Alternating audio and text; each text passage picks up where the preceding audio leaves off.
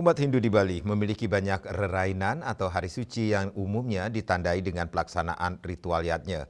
Salah satu yang memiliki makna sangat penting adalah rerainan pada Purnama Kedasa.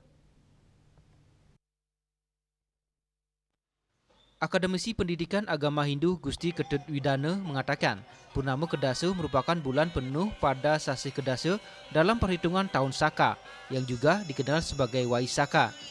Di Bali, Sasih Kedasa diyakini sebagai sasih yang paling bersih dan suci dibandingkan sasih lainnya.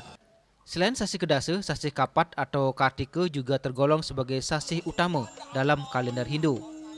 Lebih lanjut, dijelaskan momentum Purnama Kedasa berkaitan erat dengan awal tahun Saka yang ditandai dengan pelaksanaan catur berata penyepian saat Hari Raya Nyepi.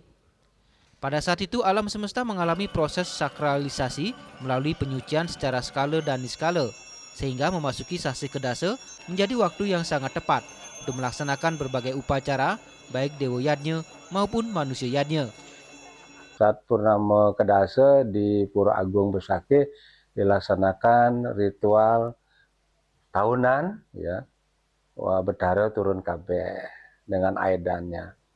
Kemudian di tingkat manusianya diselenggarakan upacara-upacara seperti perkawinan, pawiwahan, bahkan ngaben juga, ya.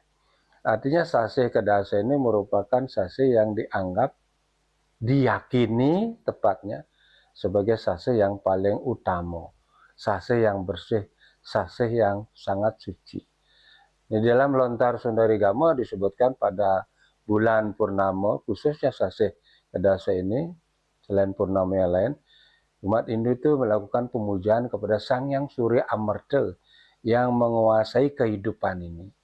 Sehingga di saat momentum itulah umat Hindu sangat baik sekali, sangat utama sekali jika melaksanakan upacara-upacara ritual yatnya, terkhusus Dewa Yatnya dan manusia Yatnya.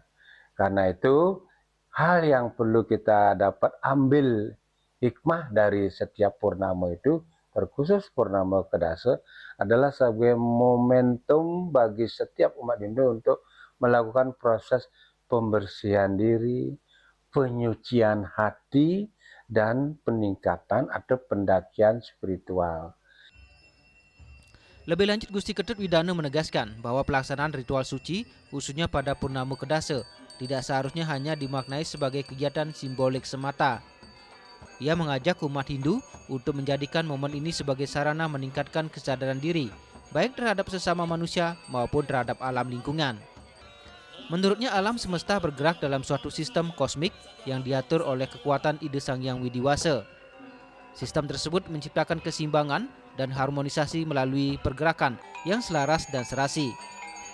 Oleh karena itu, melalui pelaksanaan yatnya, umat Hindu diharapkan mampu menjaga hubungan harmonis antara manusia, alam, dan juga Tuhan. Hendra, Bali TV.